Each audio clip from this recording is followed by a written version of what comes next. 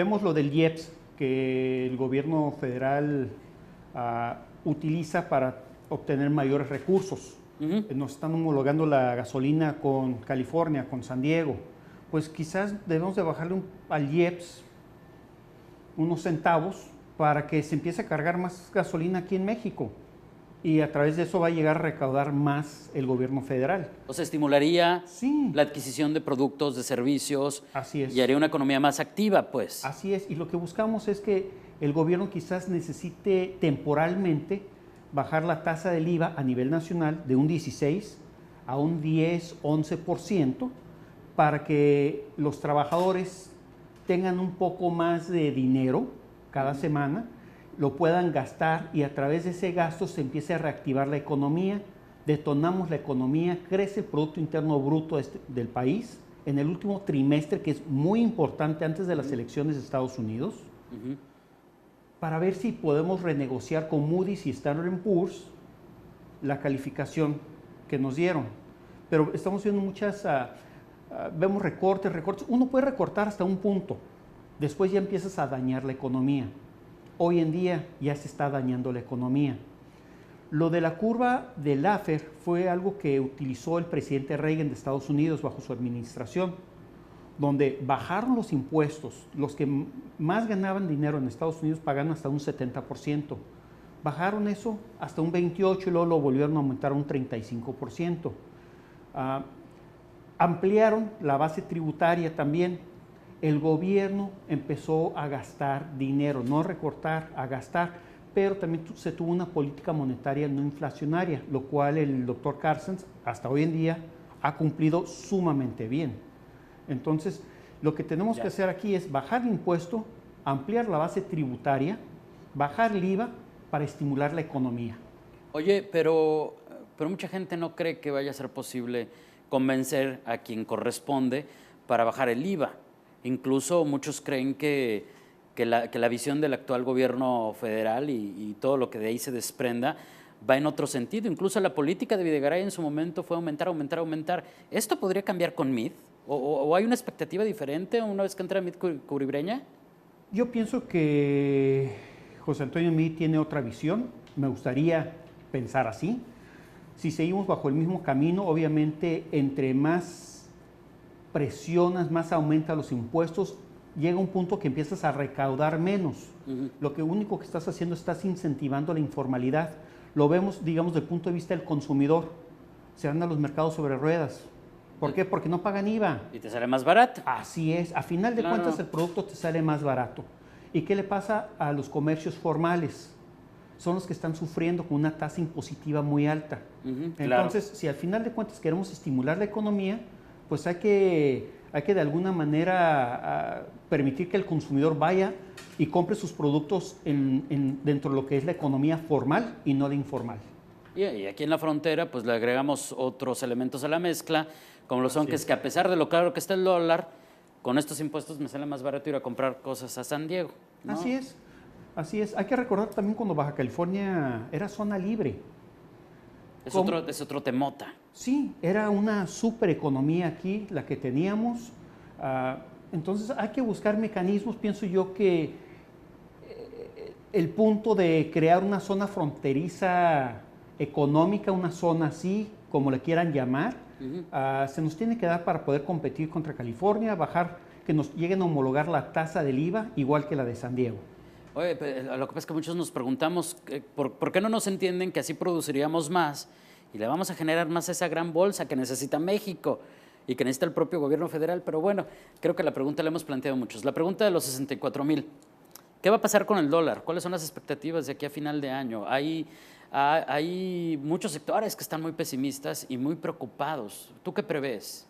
La industria de exportación, conocida como maquiladoras, les va a favorecer. La industria del turismo va a salir favorecida y el resto nosotros vamos a pagar los platos rotos.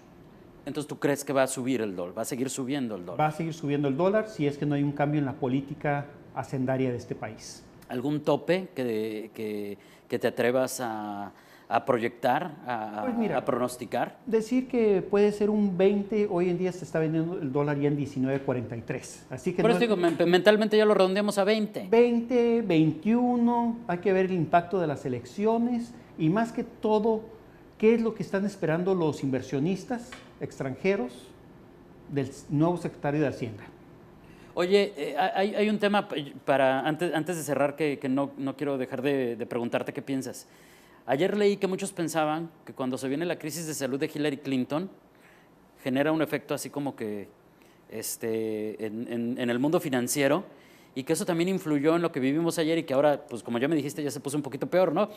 Si es algo, o sea, en el momento que se viene esta crisis política electoral de que dicen es que Hillary está enferma y tiene neumonía y no sabemos si va a poder seguir, si es posible que algo como eso afecte la economía como muchos lo dijeron a nivel global.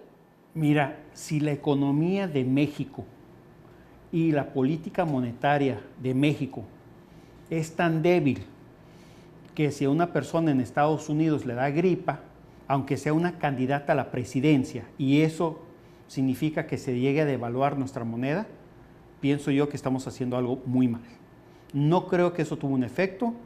Pienso yo que fueron los mercados internacionales, lo que está pasando en Europa, las cifras que estábamos esperando, que están saliendo hoy en día. Y lo que me platicabas del petróleo y demás. ¿Cuándo tienen la reunión los de la Fed? Entonces, el 20 y el 21 de este mes. Entonces tendremos que estar muy atentos. Muy atentos a eso. Y quiero hacer un comentario también muy importante.